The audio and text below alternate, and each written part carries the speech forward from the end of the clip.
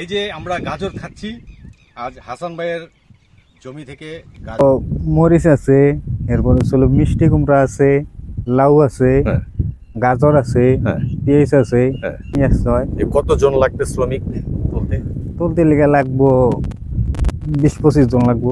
না দানা কিনে আনছিলাম বাজারে, দানা হয়েছিল ভিজে সুন্দর করে গেরাইছে, গেরানোর পর এরপরে হয়েছিল তারপরে ছিটায় ফেলাই দিছে। পরীক্ষামূলক গাজর আমরা দেখতে চাচ্ছি। এই গাজরটা উঠান ভাই, আজকে গাজর খাবো। মাশাআল্লাহ মাশাআল্লাহ, অনেক বড় হয়ে গেছে। বন্ধুরা, আজ গাড়িতে চেপে বসলাম পালের চর যাব বলে।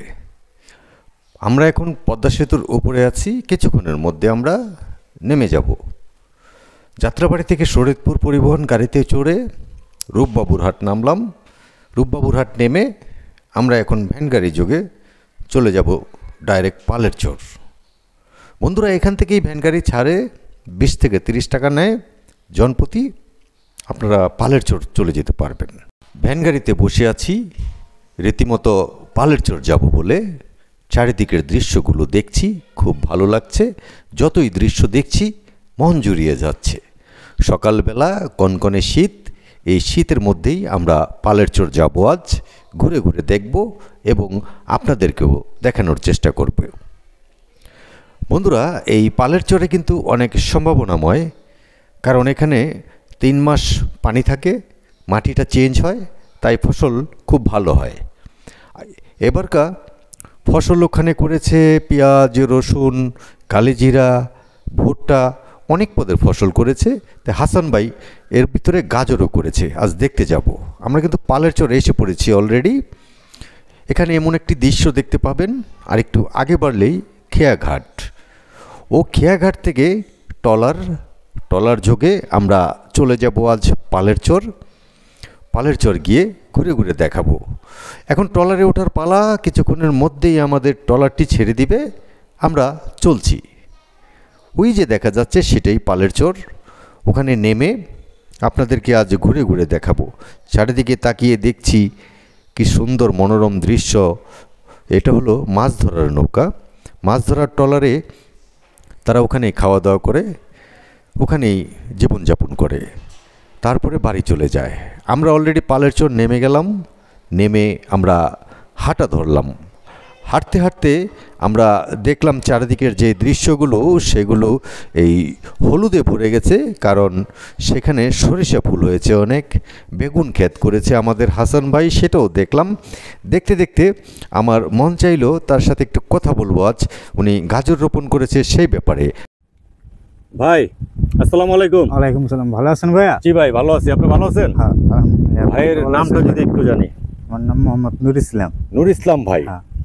এই আমরা যে চরে আছি, এই চরটার নাম কি?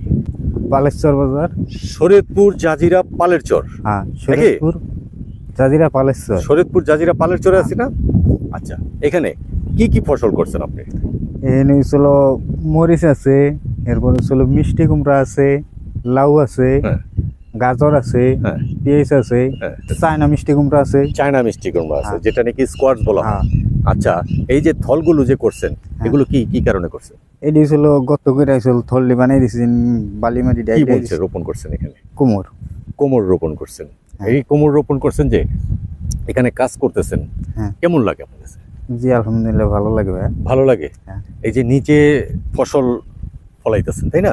এই যে এটা কি আপনার এই সাইডে দেখা যাচ্ছে, এটাই ছিল মরিচ। মরিচ কেমন হয়েছে? মরিচ আলহামদুলিল্লাহ ভালো হয়েছে। দেখছি তো ভালো হচ্ছে। আসলে মরিচগুলো কি আসলে বাম্পার হয়েছে? হ্যাঁ। এই কিরকম মরিচ উঠবে এখান থেকে? এই দেখুন 50 মণ মরিচ ছিরণ যাইব। 50 মণ মরিচ ছিরণ যাইব। হ্যাঁ। আচ্ছা, এই ছিরণের মানুষ পাওয়া যায় এখানে? হ্যাঁ পাওয়া যায়। হ্যাঁ, এই যে পাড়ায় গোনানো লাগে ওখান থেকে, মানে ওই যে বাড়িঘর গুলো দেখা যাচ্ছে, ওই বাড়িঘর থেকে আনা লাগে নাকি? এটা কিভাবে ভাগ করে দেওয়া লাগে? এটা ছিল কাঁচা মরিচ তোল হয়েছিল, কেজি প্রতি টাকা দেওয়া লাগে। কত দেওয়া লাগে? এই 5 টাকা 60 টাকা কেজি। 5 টাকা 60 টাকা কেজি দেওয়া লাগে। তখন কি আপনারা পাল্লা বাটখারা এখানে নিয়ে আসবেন, মাইপা দিবেন? হ্যাঁ।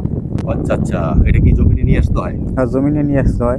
কতজন লাগবে শ্রমিক তুলতে লেগে লাগবো 20-25 জন লাগবো। 20-25 জন লাগবে। টোটাল এখানে কতটুকু জমি করা হয়েছে?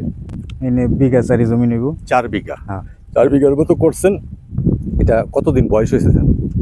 এটার বয়স আর 3 মাস। 3 মাসের মতো, 2.5 থেকে 3 মাস। আচ্ছা, 2.5 থেকে 3 মাস যে করছেন, এই মরিচটা আপনারা কি চারা থেকে তুলছিলেন নাকি কোনো বীজের থেকে তুলছেন? এটা হয়েছিল বীজ বুনে দিছিলাম, না দানা কিনে আনছিলাম বাজারে। দানা হয়েছিল, দানা হয়েছিল ভিজে আর সুন্দর করে গেরাইছে, গেরানোর পর এরপর হয়েছিল তারপরে ছিটায় ফেলাই দিছেন, তারপর থেকে হয়েছে এটা। বন্ধুরা দেখুন, এই যে এই মরিচের যে বিচি, পাকা মরিচের বিচি, এখান থেকে এই বিচনটা ওনারা ফেলেছিল এখানে। ফালানোর পরে এই যে কত সুন্দর দেখুন, এখানে যে গাছ হয়েছে, এখানে 50 মণ মরিচ প্রাথমিক অবস্থায় ছিঁড়া যাবে, তাই না? এটা কয়বার ছিঁড়তে হয়? এটা হয় যদি একবার ছিঁড়ে আবার 20-25 দিন পরে আবার আরেক ছিঁড়ে দেওয়া যাবে। আরেক ছিঁড়া দেওয়া যাবে। এরকম কয়টা ছিঁড়া দেওয়া লাগে? কাঁচামরিচ বেচলে 3টা দেন যায়। 3টা ছিঁড়া দেওয়া যায় নাকি? আর আপনি কাছ থেকে আমি শুনেছি এখানে এসে যে আপনারা গাজর রোপণ করেছেন। কিরকম হয়েছে গাজর? গাজর মোটামুটি ভালো হয়েছে। ভালো হয়েছে। আসেন দেখি একটু গাজরটা দেখি। আচ্ছা, এই মাটিতে কি ফসলটা ভালো হয়? এই জায়গা ভাই ফসল করতে হলে সব পদের ফসলই হয়। সব পদের ফসল হয়। এই জায়গার মাটিটা কেমন? মাটিটা মোটামুটি ভালোই। ভালো? আচ্ছা আচ্ছা। মাটিটা কি বেলে দোআঁশ নাকি? বেলে দোআঁশ। বেলে দোআঁশ মাটি না? এই আপনারা এখানে এই চরে ফসল করতেছেন কতদিন যাবত? 2 বছর। 2 বছর যাবত করতেছেন। ভবিষ্যতে এখানে অন্য নতুন কোনো জাতের ফসল করার ইচ্ছা আছে?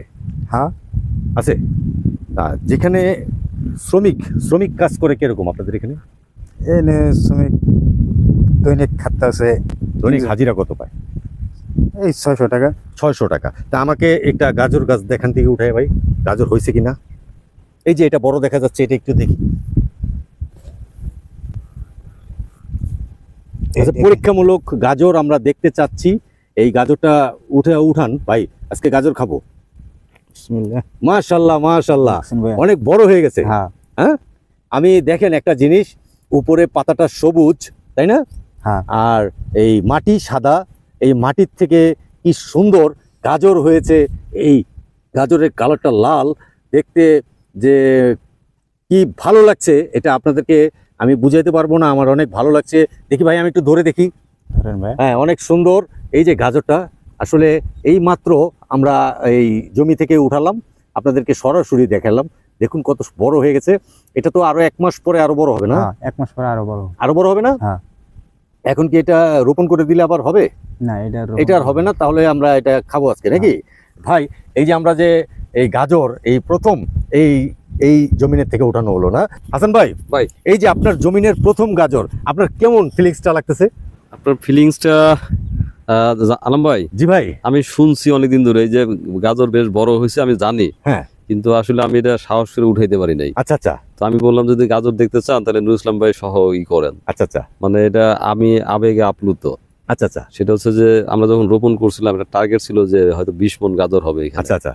কিন্তু আমার মনটা খুব খারাপ ছিল যখন আমি পানি দিতে পারি নাই। আচ্ছা। এই গাছগুলো নষ্ট হয়ে যেত। আচ্ছা। তো পরে যখন এই ডিপের ব্যবস্থা হলো, এরপরে এই গাজর এরা অনেকে মাঝে মাঝে মাটি পরিষ্কার করে দেখছে, আমি কোনো দেখারও সাহস পাইনি। আচ্ছা আচ্ছা আচ্ছা। এবং আজকে আপনাকে বললাম যে ভাই আমার এদের উঠায়েন, আমি পারবো না উঠাইতে। আচ্ছা আচ্ছা। আর এটা যতটুকু হয়েছে সেটাও কিন্তু আমি জানি না। আচ্ছা। আমি কোনোদিনই দেখি নাই। দেখেন নাই? আমি বললাম যে আপনি নুরুল ইসলাম ভাই সহ যান, ওনার সঙ্গে গিয়ে দেখেন। ভাই, এই মাটিতে এই যে গাজর এত বড় হয়েছে, এটা আপনার তো বিশ্বাস হয় নাই, আমার তো বিশ্বাস হয়ই নাই। গাছ এত ছোট ছোট গাছ, আমার এই ছোট ছোট গাছে এত সুন্দর গাজর কিভাবে হয়? আলম ভাই, জি ভাই, আপনি তো আমার চোখের ভাষা হয়তো বুঝতেছেন, কিন্তু আমার ভিতরের আনন্দের অনুভূতিটা আপনি বোঝাতে পারবো না। আচ্ছা আচ্ছা। সেটা হচ্ছে যে বলছি না, আমি নিজে কোনোদিন সাহস করে আমি একটা মাটি পরিষ্কার করে দেখি নাই যে ভিতরে কি হয়েছে, এই আজকে প্রথম দেখলাম। আচ্ছা, আজকে প্রথম। যাক, আমি আসাতে ভালো হইলো, একটা গাজর উঠালাম। এই গাজরটা দেখে আপনার আসলে এটা আপনার নিজের ফসল, কি যে একটা আনন্দ। এই আনন্দটা অনেক কিছু সবাইকে শেয়ার করে দিলাম আমি, যে আপনারা দেখুন এই সার্থক আসলে। এই মাটিতে উপরে সবুজ, তারপরে গাজরটার একটা কালার, আবার আপনি রোপণ করেছেন কখনো, ওই যে আপনি আপ্লুত হয়ে গেছেন যে আপনি কখনো গাজর গাছটার থেকে উঠিয়ে দেখেননি যে গাজরটি কেমন, তাই না? ইভেন আপনাকে আরো মজার কথা বলি যে আমাদের যে এত মরিচ না, জি, আমার ওয়াইফ মনে হয় কয়েকদিন বলছে যে মরিচের দাম তো কম, তাহলে নিয়ে এসো। কিন্তু আমি নিতে চাই, কিন্তু আমি না আসলে কোনোদিন তুলতে পারি নাই। আচ্ছা আচ্ছা। এটা কেমন জানি লাগে, এটা কেমন জানি লাগে যে আমি মরিচটা তুলে ফেলবো, মানে আমি পারি না আমি। আচ্ছা আচ্ছা আচ্ছা। তাহলে কি ভাই, এই কথাটা কি সত্যি?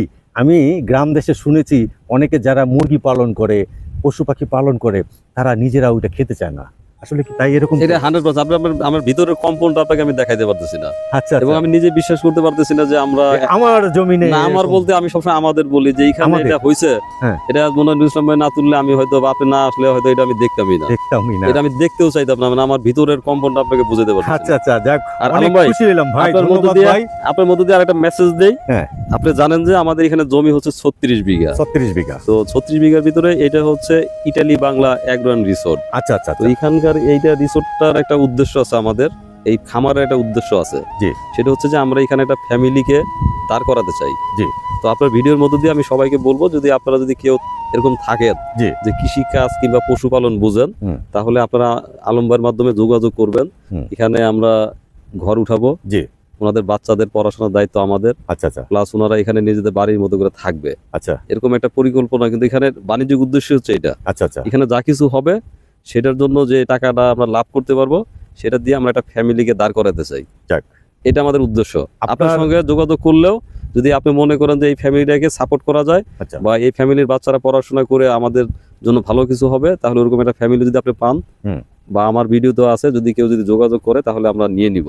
এক সেকেন্ড পরিকল্পনা হচ্ছে এখানে এই যে বাড়ি ঘর দেখতেছে, এগুলো সরাইয়া এখানে আমরা করবো ভাই, আরো ঘর উঠাবো, বুঝছেন? আচ্ছা, ঘর উঠাবো, তো প্রাথমিকভাবে আমরা আরো গারল উঠাবো এখানে, মানে একটা গ্রামের মতো করে ফেলবেন? না, গ্রামের মতো না, তাহলে বলছি আমাদের তো খামার তো ওই পাশে, তো আমাদের আসলে সীমাবদ্ধতার কারণে ওই একটা ঘরের মধ্যে আমরা আসলে মিলমিশ করে কিছু করার চেষ্টা করছি। আচ্ছা আচ্ছা, কিন্তু ভবিষ্যতে এটা কিন্তু খুব তাড়াতাড়ি আমরা কিন্তু 2টা প্রজেক্ট হবে। আচ্ছা আচ্ছা, ধরেন ওইটা শুরু হয়ে গেছে, এখন এইটাকে আমরা ধরবো। আচ্ছা, হয়তো এখানে 2-3টা ঘর উঠবে, একটা ফ্যামিলি থাকার জন্য বাথরুম উঠবে, তারপরে আমরা এই যে গারল আরো উঠাবো, এই পাশের জন্য হয়তো 15-20টা গারল নিব প্রথম দিকে, আচ্ছা, বা 10টা নিব, বুঝছেন?